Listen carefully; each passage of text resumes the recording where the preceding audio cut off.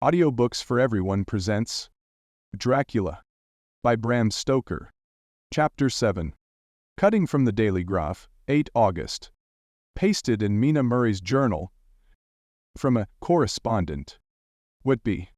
One of the greatest and suddenest storms on record has just been experienced here, with results both strange and unique.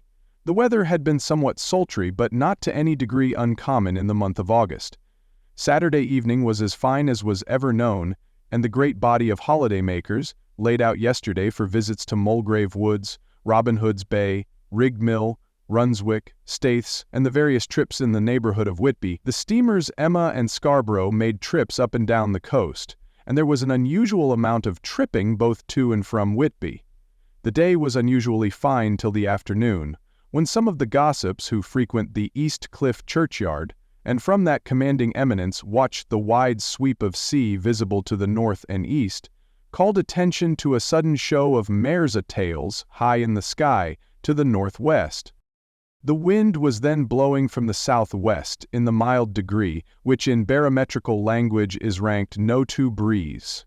The Coast Guard on duty at once made report, and one old fisherman, who for more than half a century has kept watch on weather signs from the East Cliff, foretold in an emphatic manner the coming of a sudden storm. The approach of sunset was so very beautiful, so grand in its masses of splendidly colored clouds, that there was quite an assemblage on the walk along the cliff in the old churchyard to enjoy the beauty. Before the sun dipped below the black mass of Kettleness, standing boldly athwart the western sky, its downward way was marked by myriad clouds of every sunset color, flame, purple, pink, green, violet, and all the tints of gold, with here and there masses not large, but of seemingly absolute blackness, in all sorts of shapes, as well outlined as colossal silhouettes.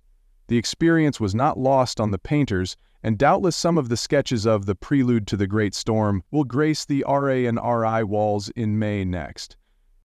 More than one captain made up his mind then and there that his cobble or his mule, as they term the different classes of boats, would remain in the harbor till the storm had passed. The wind fell away entirely during the evening, and at midnight there was a dead calm, a sultry heat, and that prevailing intensity which, on the approach of thunder, affects persons of a sensitive nature.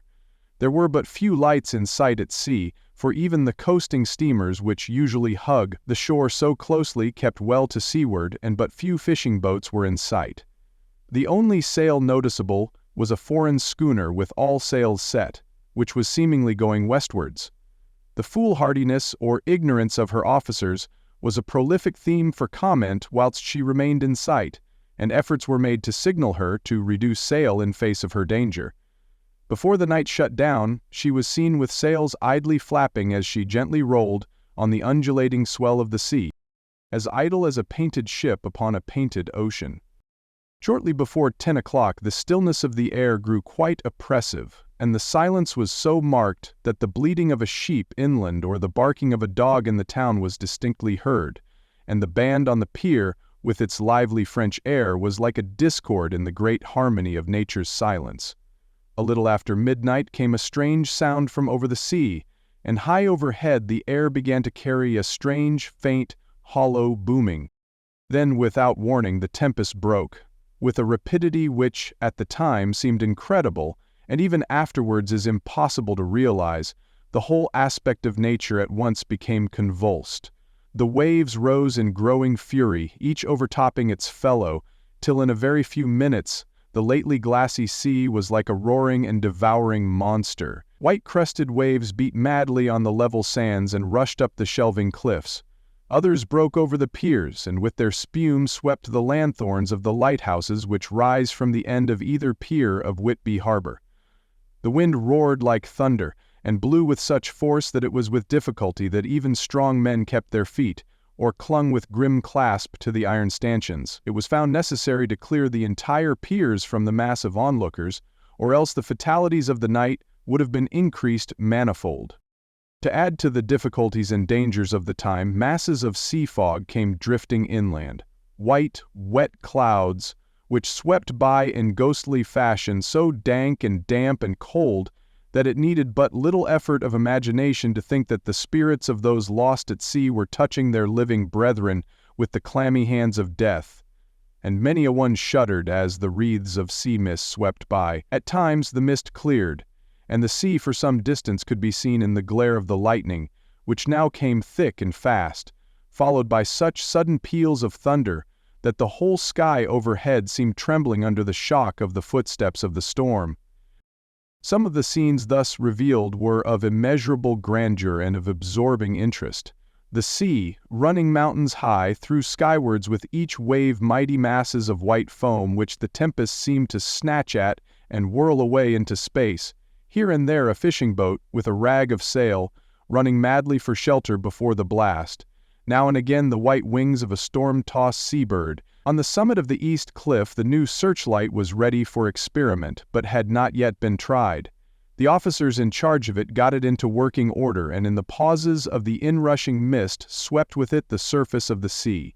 Once or twice its service was most effective, as when a fishing boat, with gunwale under water, rushed into the harbor, able by the guidance of the sheltering light to avoid the danger of dashing against the piers. As each boat achieved the safety of the port there was a shout of joy from the mass of people on shore, a shout which for a moment seemed to cleave the gale, and was then swept away in its rush.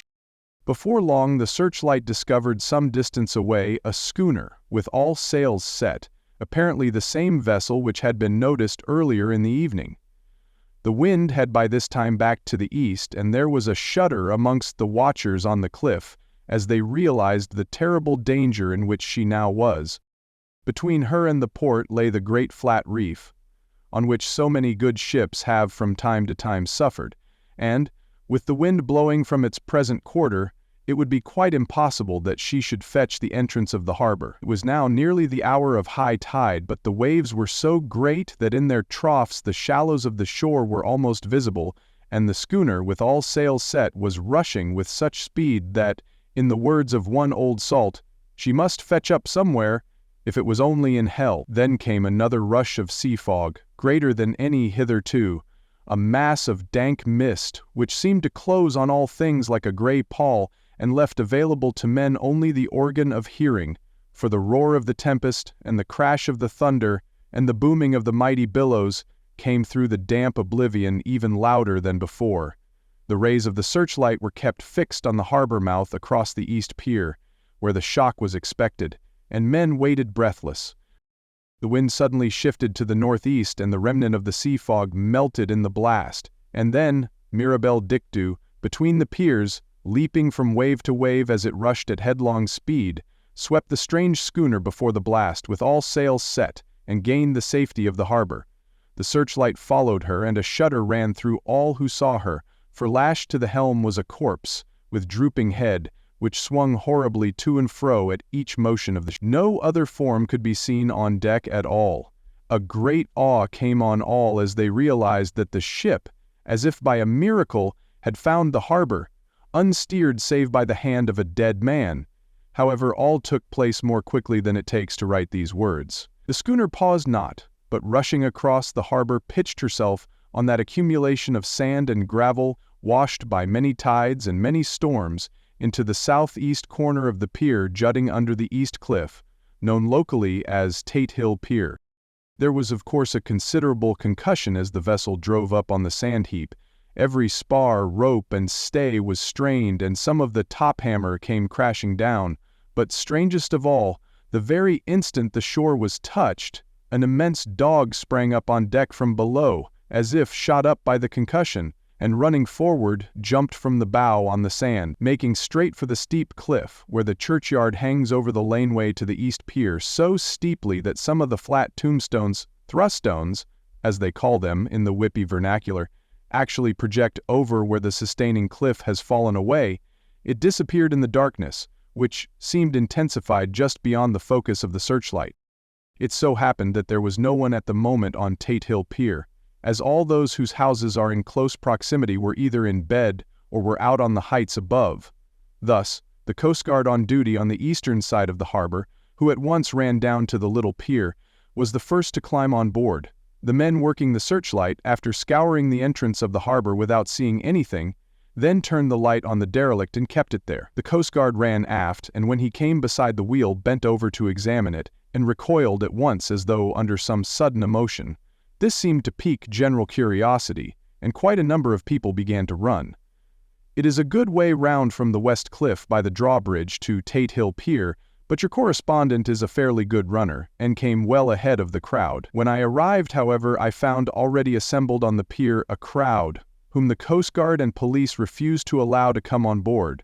By the courtesy of the chief boatman I was, as your correspondent, permitted to climb on deck, and was one of a small group who saw the dead seaman whilst actually lashed to the wheel. It was no wonder that the Coast Guard was surprised, or even awed, for not often can such a sight have been seen. The man was simply fastened by his hands, tied one over the other to a spoke of the wheel.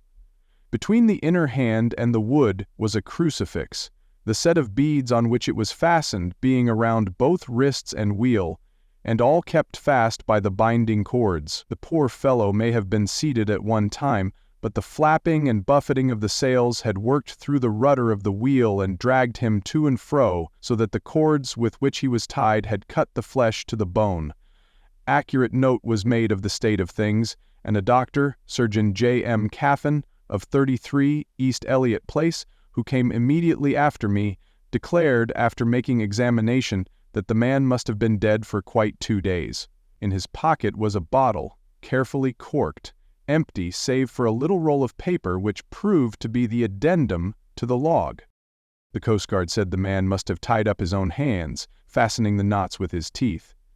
The fact that a Coast Guard was the first on board may save some complications later on in the Admiralty Court, for Coast Guards cannot claim the salvage, which is the right of the first civilian entering on a derelict. Already, however, the legal tongues are wagging, and one young law student is loudly asserting that the rights of the owner are already completely sacrificed, his property being held in contravention of the statutes of mortmain, since the tiller, as emblemship, if not proof, of delegated possession, is held in a dead hand. It is needless to say that the dead steersman has been reverently removed from the place where he held his honorable watch and ward till death, a steadfastness as noble as that of the young Casabianca, and placed in the mortuary to await inquest. Already the sudden storm is passing, and its fierceness is abating. Crowds are scattering homeward, and the sky is beginning to redden over the Yorkshire wolds. I shall send in time for your next issue further details of the derelict ship which found her way so miraculously into harbor in the storm. Whitby, 9 August. The sequel to the strange arrival of the derelict in the storm last night is almost more startling than the thing itself. It turns out that the schooner is a Russian from Varna and is called the Demeter. She is almost entirely in ballast of silver sand, with only a small amount of cargo. A number of great wooden boxes filled with mold. This cargo was consigned to a Whitby solicitor, Mr. S. F. Billington of 7, the Crescent, who this morning went aboard and formally took possession of the goods consigned to him. The Russian consul, too, acting for the charter party, took formal possession of the ship and paid all harbor dues, etc. Nothing is talked about here today except the strange coincidence. The officials of the Board of Trade have been most exacting in seeing that every compliance has been made with existing regulations. As the matter is to be a 9 days' wonder, they are evidently determined that there shall be no cause of after complaint. A good deal of interest was abroad concerning the dog which landed when the ship struck, and more than a few of the members of the SPC, which is very strong in Whitby, have tried to befriend the animal. To the general disappointment, however, it was not to be found. It seems to have disappeared entirely from the town. It may be that it was frightened and made its way onto the moors, where it is still hiding in terror. There are some who look with dread on such a possibility, lest later on it should in itself become a danger, for it is evidently a fierce brute. Early this morning a large dog, a half-bred mastiff belonging to a coal merchant close to Tate Hill Pier, was found dead in the roadway opposite to its master's yard. It had been fighting, and manifestly had had a savage opponent, for its throat was torn away and its belly was slit open as if with a savage claw. Later. By the kindness of the Board of Trade Inspector, I have been permitted to look over the logbook of the Demeter, which was in order up to within 3 days, but contained nothing of special interest except as to facts of missing men. The greatest interest, however, is with regard to the paper found in the bottle, which was today produced at the inquest. And a more strange narrative than the two between them unfold has not been my lot to come across. As there is no motive for concealment, I am permitted to use them and accordingly send you a rescript, simply omitting technical details of seamanship and supercargo. It almost seems as though the captain had been seized with some kind of mania before he had got well into blue water, and that this had developed persistently throughout the voyage. Of course, my statement must be taken cum grano, since I am writing from the dictation of a clerk of the Russian consul, who kindly translated for me, time being short. Love of the Domestic, Varna de Whitby. Written 18 July, things so strange happening, that I shall keep accurate note henceforth till we land. On 6 July we finished taking in cargo, silver sand and boxes of earth. At noon set sail. East wind, fresh. Crew, 5 hands, 2 mates, cook, and myself. Captain. On 11 July at dawn entered Bosphorus. Boarded by Turkish customs officers. Bakshish, all correct. Underway at 4 p.m. On 12 July through Dardanelles. More customs officers and flag boat of guarding squadron. Bakshish again.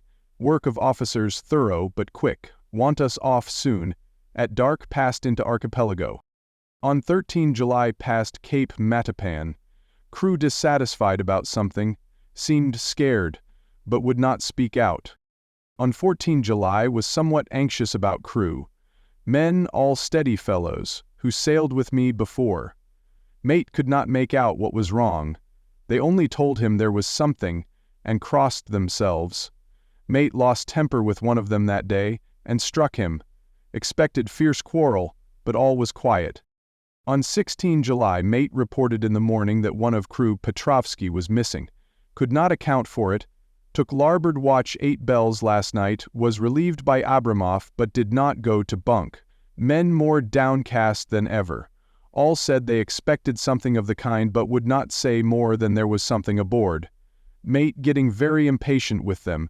Feared some trouble ahead. On 17 July yesterday, one of the men, Algarin, came to my cabin and in an awestruck way confided to me that he thought there was a strange man aboard the ship. He said that in his watch he had been sheltering behind the deck house, as there was a rainstorm, when he saw a tall, thin man, who was not like any of the crew, come up the companionways and go along the deck forward, and disappear. He followed cautiously, but when he got to bows found no one, and the hatchways were all closed. He was in a panic of superstitious fear, and I am afraid the panic may spread. To allay it, I shall today search entire ship carefully, from stem to stern. Later in the day I got together the whole crew, and told them, as they evidently thought there was someone in the ship, we would search from stem to stern. First mate, angry, said it was folly and to yield to such foolish ideas would demoralize the men, said he would engage to keep them out of trouble with a handspike. I let him take the helm while the rest began thorough search, all keeping abreast, with lanterns. We left no corner as there were only the big wooden boxes, there were no odd corners where a man could hide. Men much relieved when search over and went back to work cheerfully. First mate scowled, but said nothing. 22 July, rough weather last 3 days, and all hands busy with sails, no time to be frightened. Men seem to have forgotten their dread. Mate cheerful again, and all on good terms. Praised men for work in bad weather. Past Gibraltar and out through straits. All well. 24 July. There seems some doom over this ship. Already a hand short and entering on the Bay of Biscay with wild weather ahead, and yet last night another man lost. Disappeared. Like the first, he came off his watch and was not seen again. Men all in a panic of fear. Sent a round robin asking to have double watch as they fear to be alone. Mate angry. Fear there will be some trouble, as either he or the men will do some violence. 28 July. 4 days in hell. Knocking about in a sort of maelstrom, and the wind a tempest. No sleep for any one, men all worn out. hardly know how to set a watch, since no one fit to go on. Second mate volunteered to steer and watch, and let men snatch a few hours' sleep. Wind abating, seas still terrific, but feel them less as ship is steadier. 29 July. Another tragedy had single watch tonight, as crew too tired to double. When morning watch came on deck, could find no one except steersman.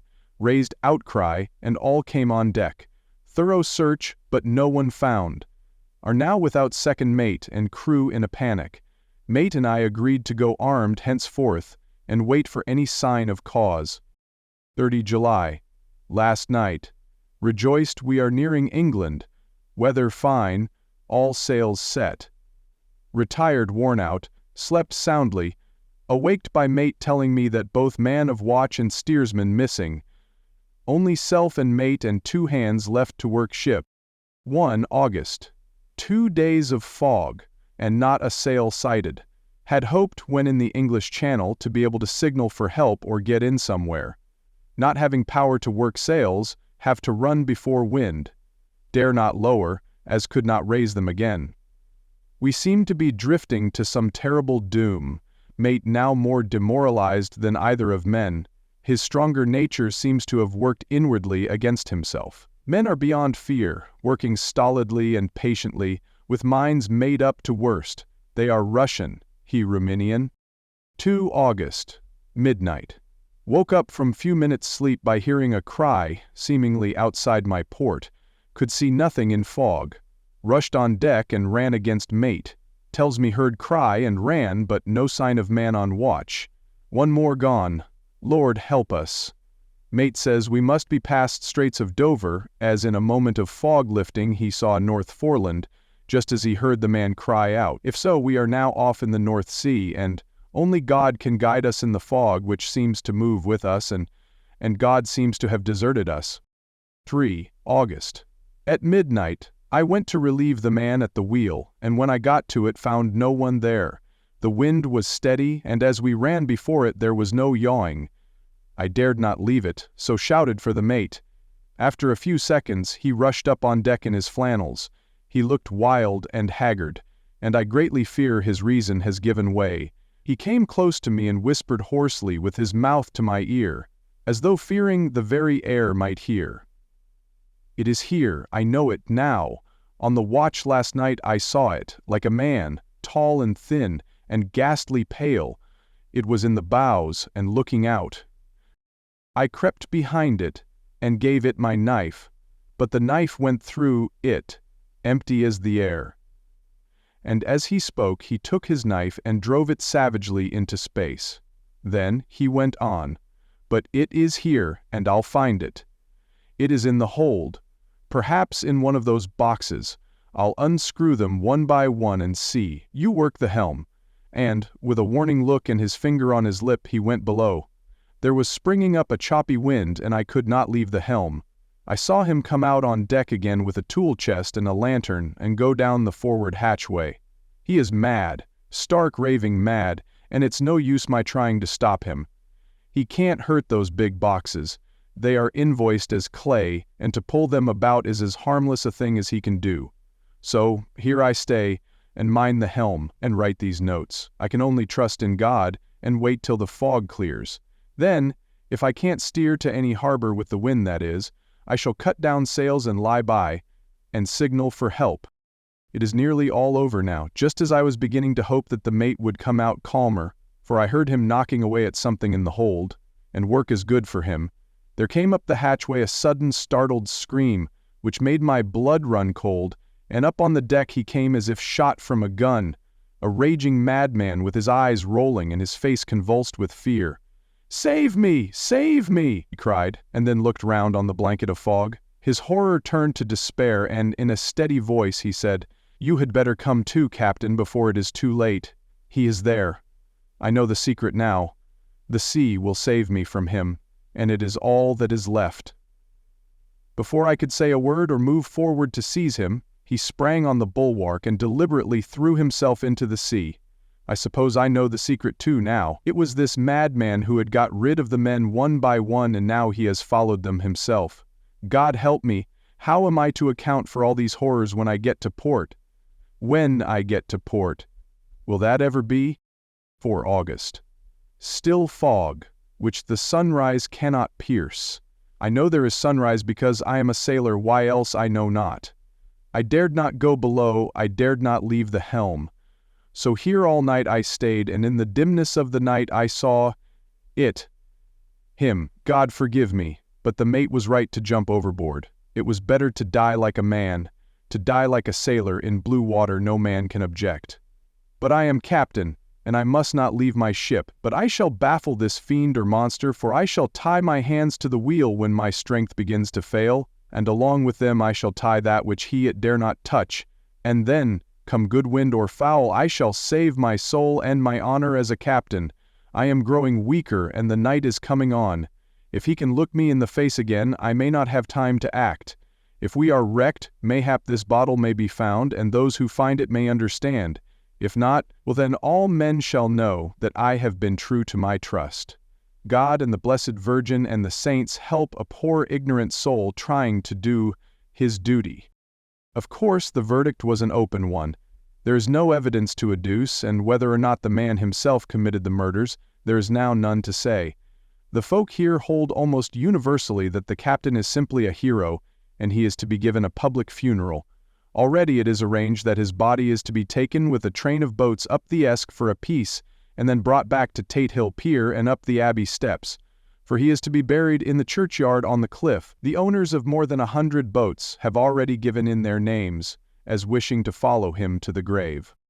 No trace has ever been found of the great dog, at which there is much mourning, for, with public opinion in its present state, he would, I believe, be adopted by the town.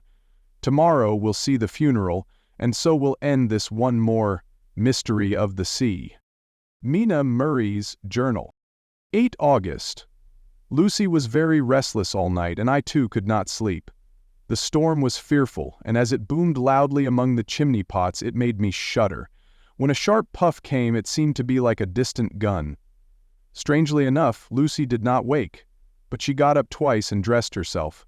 Fortunately, each time I awoke in time and managed to undress her without waking her, and got her back to bed. It is a very strange thing, this sleepwalking, for as soon as her will is thwarted in any physical way, her intention, if there be any, disappears, and she yields herself almost exactly to the routine of her life. Early in the morning we both got up and went down to the harbor to see if anything had happened in the night. There were very few people about, and though the sun was bright and the air clear and fresh, the big, grim-looking waves, that seemed dark themselves because the foam that topped them was like snow, forced themselves in through the narrow mouth of the harbor, like a bullying man going through a crowd. Somehow I felt glad that Jonathan was not on the sea last night, but on land. But oh, is he on land or sea? Where is he, and how? I am getting fearfully anxious about him.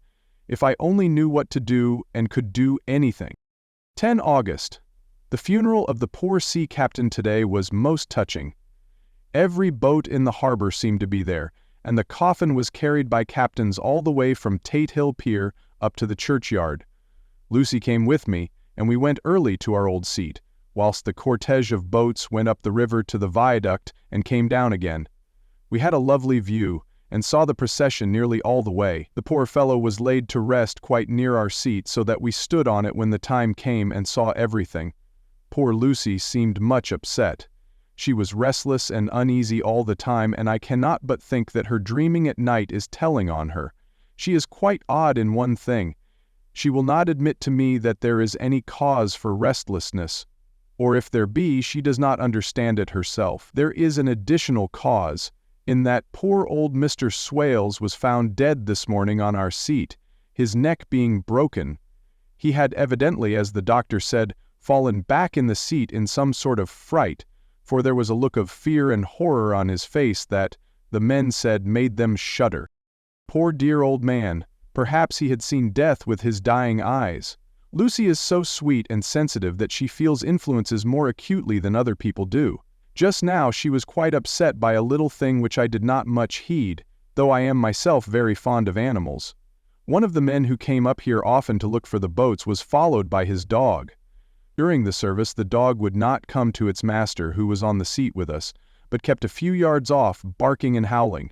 Its master spoke to it gently, and then harshly, and then angrily, but it would neither come nor cease to make a noise.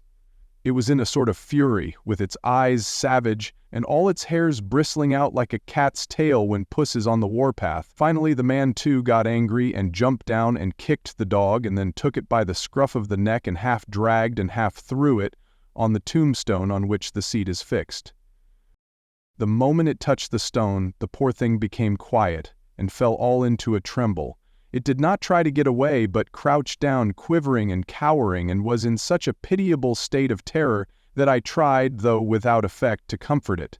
Lucy was full of pity too, but she did not attempt to touch the dog, but looked at it in an agonized sort of way. I greatly fear that she is of too supersensitive a nature to go through the world without trouble. She will be dreaming of this tonight, I am sure. The whole agglomeration of things, the ship steered into port by a dead man, his attitude, tied to the wheel with a crucifix and beads, the touching funeral, the dog, now furious and now in terror, will all afford material for her dreams. I think it will be best for her to go to bed, tired out physically, so I shall take her for a long walk by the cliffs to Robin Hood's Bay and back. She ought not to have much inclination for sleepwalking then.